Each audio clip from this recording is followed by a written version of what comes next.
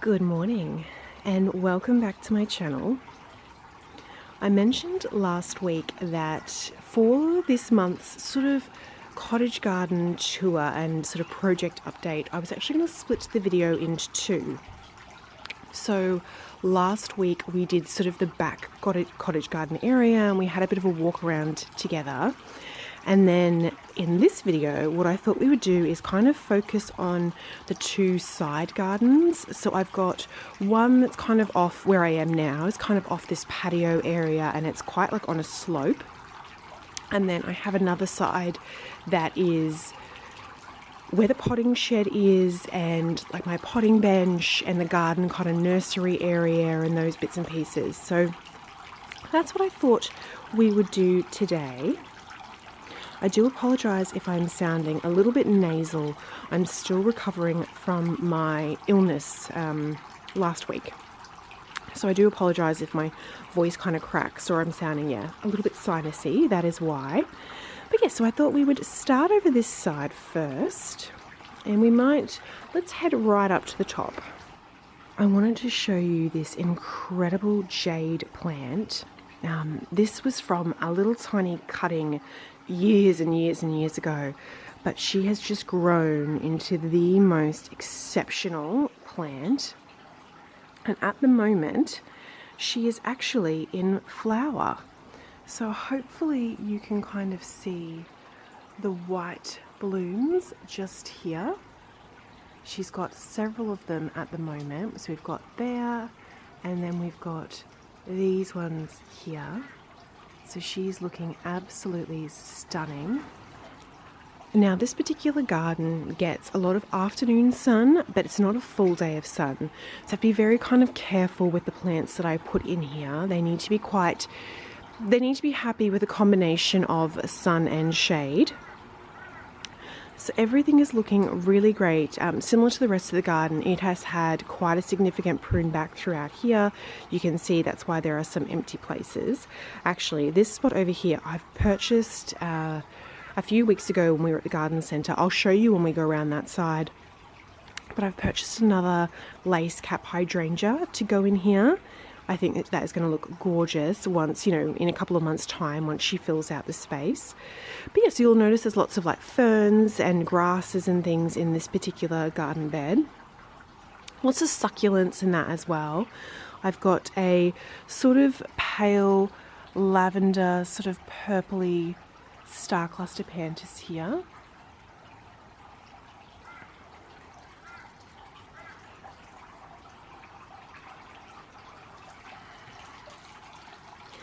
And then some gorgeous sort of succulents in pots. You would have seen, I've shown you a few at the beginning of this video.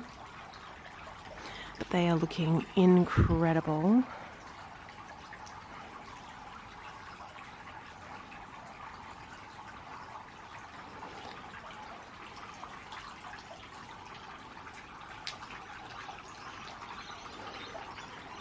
But yeah, so these are all just different types of succulents here. They just do so well on this side. They're so hardy. I get afternoon sun on this side. It's quite harsh, particularly in the summer. So the succulents do very well. And then I've got another pink star cluster panthers here.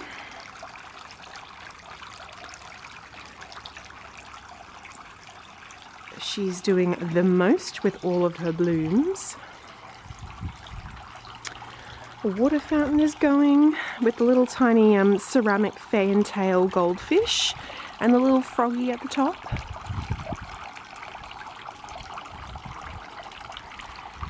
I also wanted to show you an update. I'm just so excited. The bulbs that we planted together. So I'm going to turn you around and let's have a look at those. So a few weeks back, we planted these mixed hyacinth bulbs together. Now, I'm in Australia and I live in a subtropical gardening zone, so I don't actually get cold enough temperatures to plant bulbs. So what I did was I had 2 packets of bulbs and I actually popped them in the crisper, like the fruit and vegetable kind of section, you know, like the drawer in your fridge. We call it a crisper in Australia. Do you all call it the same thing? Do you call it a crisper?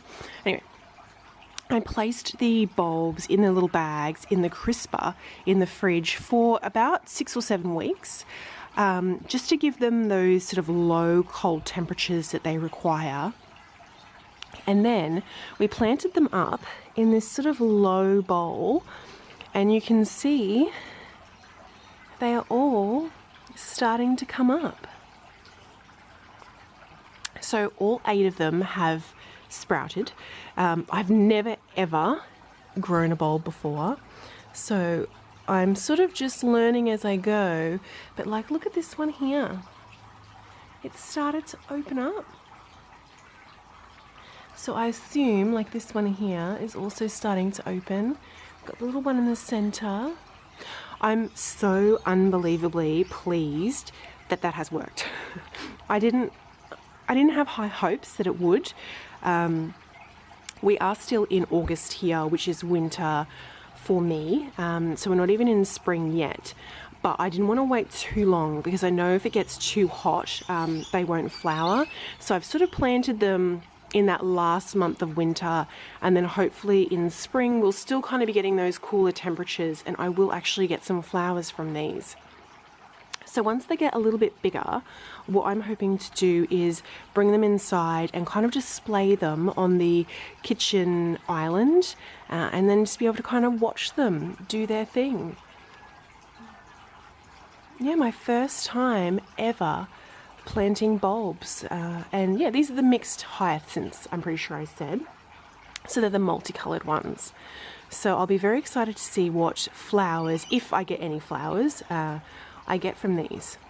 But that has been a really, really fun garden experiment, and I'm very keen to see how it kind of plays out and whether I get blooms from it.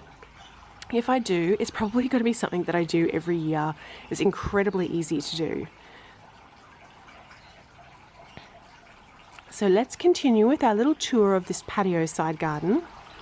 I wanted to show you this rose here. So I've got a climbing plant here, but I've underplanted it with a rose and it has never flowered before. But have a look at this. I do not have any roses in my garden this color. It's like a dusky, pinky, sort of lilac-y color.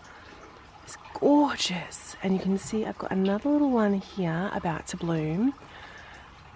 I was absolutely thrilled when it came up. It's a very awkward position here, and I didn't know if this rose was going to get enough sun to flower. But yeah, so pleased with that. And these roses in this little cluster of pots are doing sensationally. The yellow ones here are in full kind of bloom, and then I've got a little red one here starting, but I've got another one of these. I kind of think of it as like a sunset color. This gorgeous sunset color rose with sort of the more yellow in the center, and then it goes out to the apricot, and then the pinks on the outside. Like the most gorgeous sunset. But she has just opened.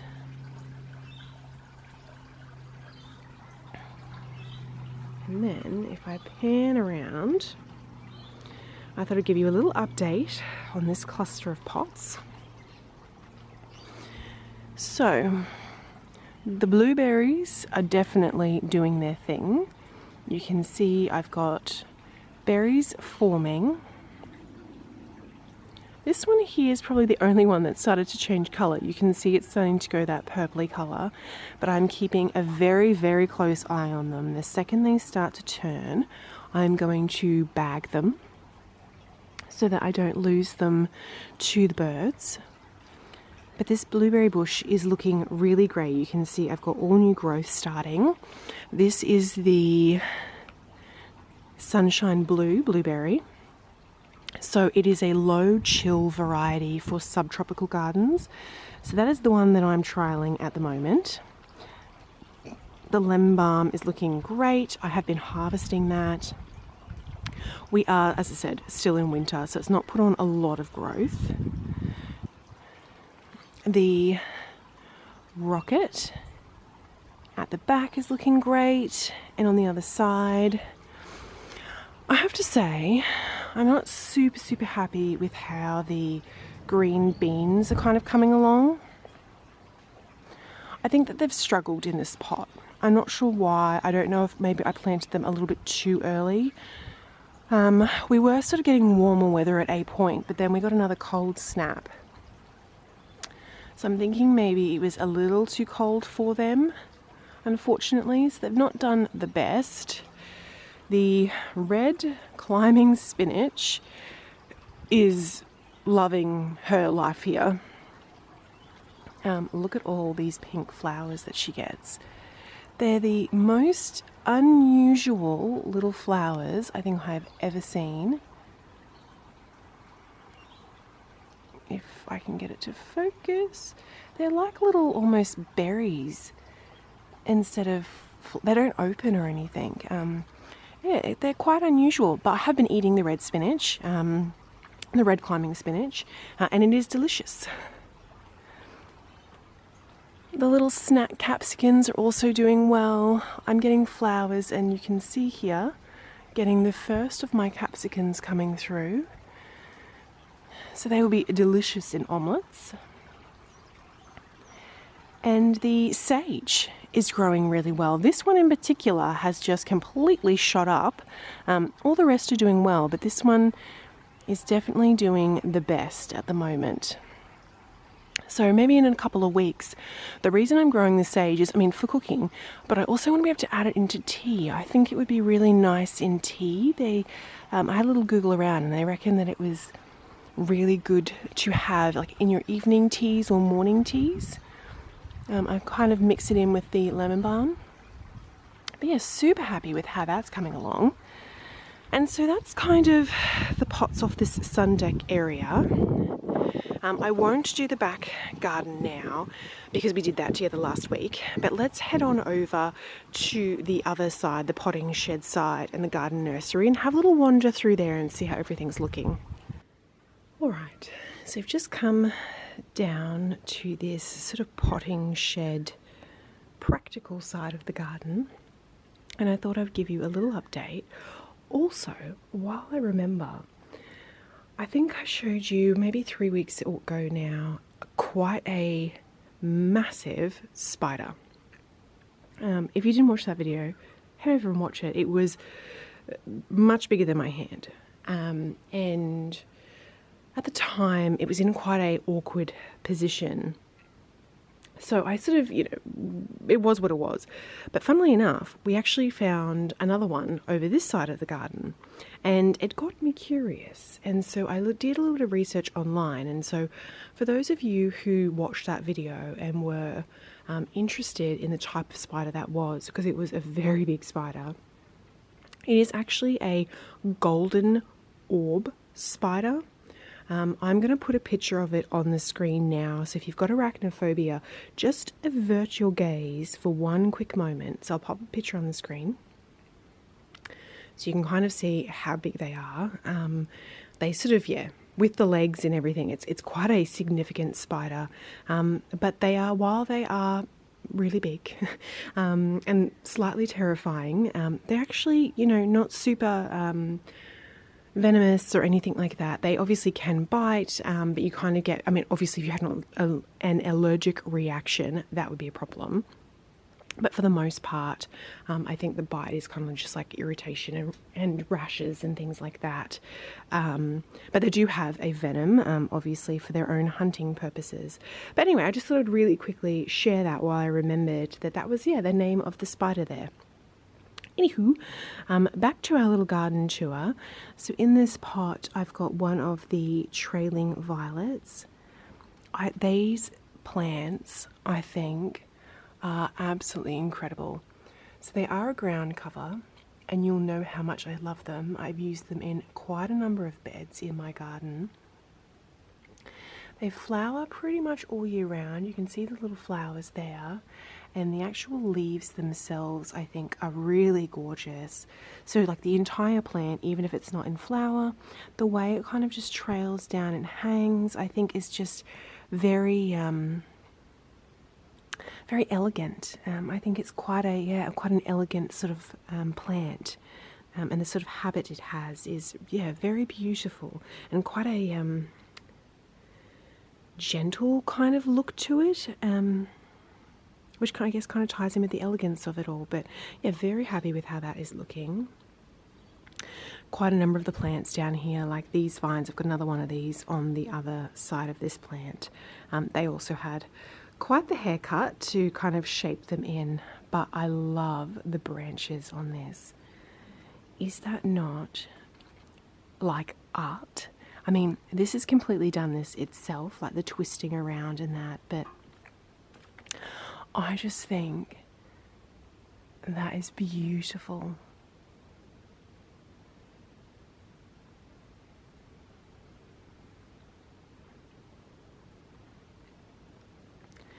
These vines do flower. They're obviously not flowering at the moment.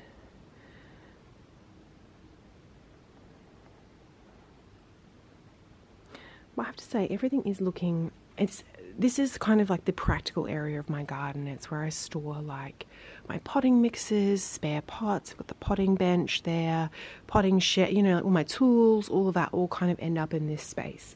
So it's very, very practical. But I've done my best to make it beautiful as well, and just, you know, a space that I'm happy to come into and a space I'm happy to work in. And I've got gravel here with the pavers and that. This area, when we get really heavy rain, this side can flood quite a bit. So the gravel is so that the water can kind of drain away quite easily. But all the plants, they're very established in this garden. Originally, when I moved in, there was nothing here. It was just gravel, and that was it. So, you know, all of the structures here I've popped in, all these garden beds with like the rock. I really like, I mean, if you've been here for a while, you'll know, I really like sort of a natural kind of rock edge, and these like a sandstone kind of rock. All of that I've sort of popped in. All of these plants are probably, I'd say, maybe 4 years old now. So, you know, they've had a chance to kind of establish and get settled. It is a unique kind of space in that it doesn't get a lot of sun. So the plants that are in here have to be quite adaptable and quite tolerant. So you'll notice there's lots of grasses, but I've also tried to put, you know, some greenery in with some of the trailing, the ivy. The ivy is actually looking terrible at the moment.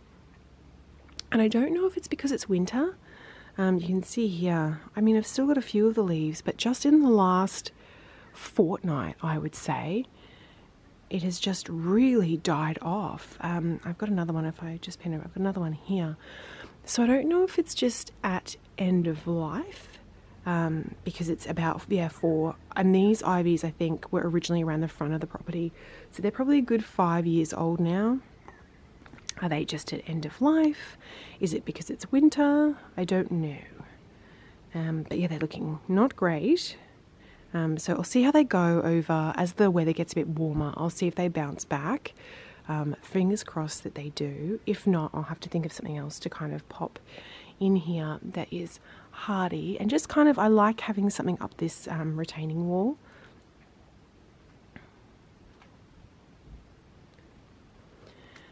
And then I've got this pretty little statue here.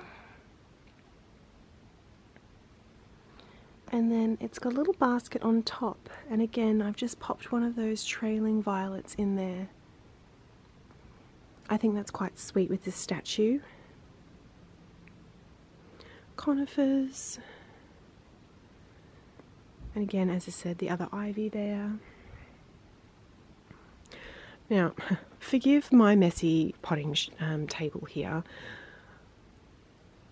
I could spend time trying to make it look aesthetically pleasing for you all, but I definitely think one of the things I love when I watch someone's YouTube channel is seeing the reality of their homes or their gardens, and seeing weeds and mess. This is like a usable space for me. That's a messy space that I do lots of gardening and things in, so it doesn't always look perfect, and my garden has weeds and it has all sorts of things, and plants will die off, and I think that's really good to see.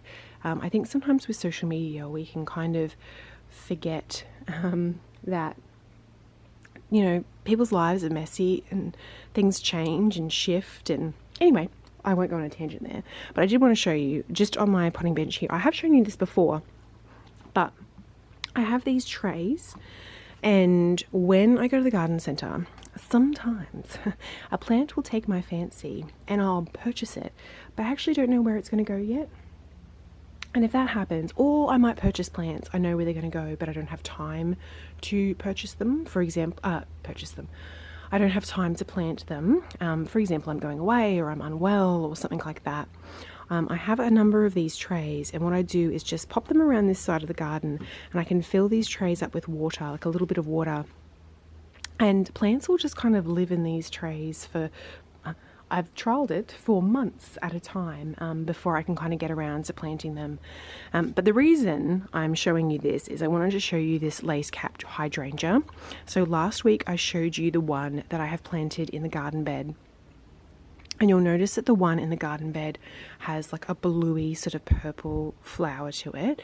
That is because my soil is acidic, whereas these ones here are a pale purple because they are still in the pot. I'm sure once I plant them, they will change colour. But at the moment, I think that that's actually quite sweet. But yeah, I find a lace cap hydrangea absolutely fascinating. That you just get these outer flowers, that are these gorgeous sort of blooms. And then in the middle, you get these itty bitty little tiny flowers opening up. I find that so unusual. But this one still has the tag on. So I thought I would show you, in case you're interested in getting one for your own garden. So this is the Oriental Lace. Morning sun, water moderately, how to care for it. Flowers a fair amount. And you can see here, to keep the flowers pink, you need alkaline soil. Mine have turned blue. Which is perfectly fine. I don't mind the blue flowers at all. I think they're absolutely gorgeous. But yeah, so this one is going to go in that gap that I just showed you before on the patio side. I think that's going to look really beautiful there, and hopefully she will be happy in that position.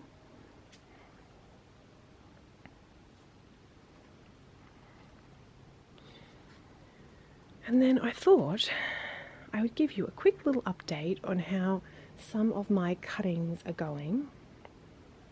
So this, speaking of hydrangeas, this is actually a hydrangea cutting from the lace hydrangea that I have in my garden. I did 2 cuttings and I just basically popped them in dirt. I didn't use any kind of like, I know there's something you can pop on the base of cuttings to help develop a root system. I've not done any of that. I never do any of that.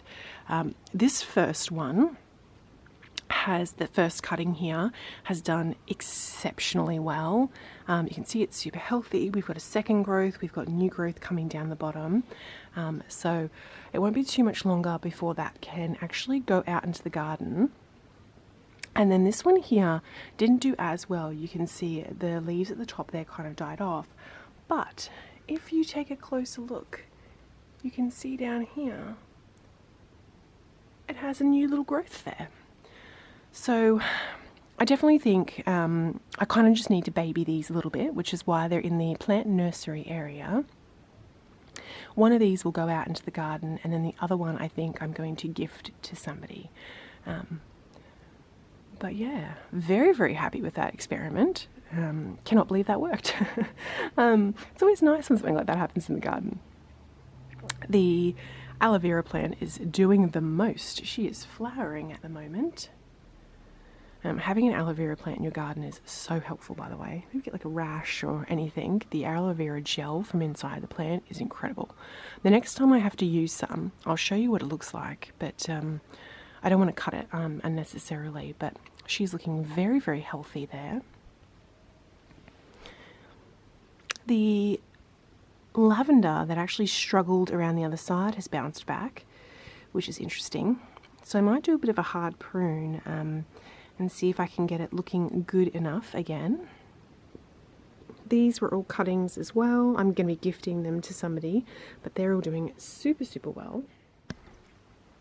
And then lastly, just in this little corner here, sorry for the empty pot, these are also all cuttings. And they are gifts for people. So this is I always forget, there's like a Bernina. I'll put the name on the screen. But these are those ornamental plants that I've got a number of in my garden. So I've got one there, and then I've got two over here that I'm growing from cuttings as gifts for people. There's been a couple of people who have expressed how much they love these in my garden. So I thought I would gift them to people. Just these colours, they're definitely like a show-stopping sort of ornamental piece in the garden. And then this one here with the gorgeous big leaves is doing really well. That was just a cutting from the garden.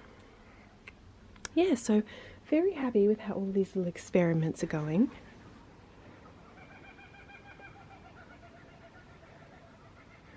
I don't know if you can hear the kookaburras. I don't know if it's loud enough to carry over the microphone, but the kookaburras are out at the moment. Well, that is going to be probably it for today's video, and kind of just concludes the August sort of cottage garden updates.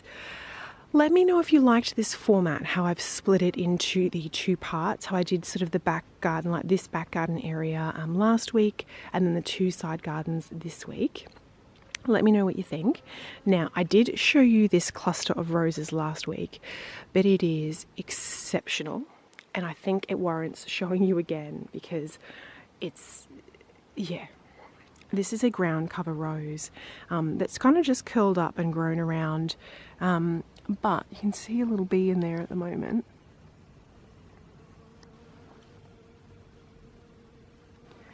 But look at that. Look at all of the buds, and there's still more buds to come. It's full of bees. So you can see the big bee there is your normal kind of bee, and I don't know if you saw, I'm trying to find him now. There was very quickly a little tiny bee. That is one of my Australian native bees.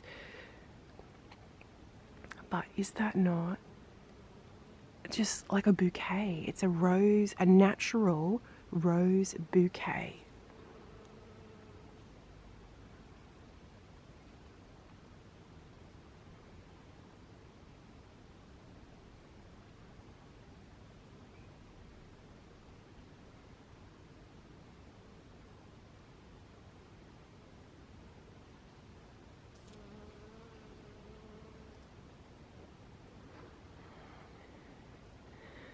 Well, on that absolutely gorgeous note,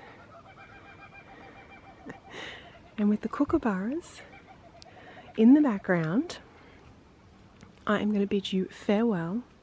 Thank you so much for joining me, and I will see you on Friday for the next video. Bye.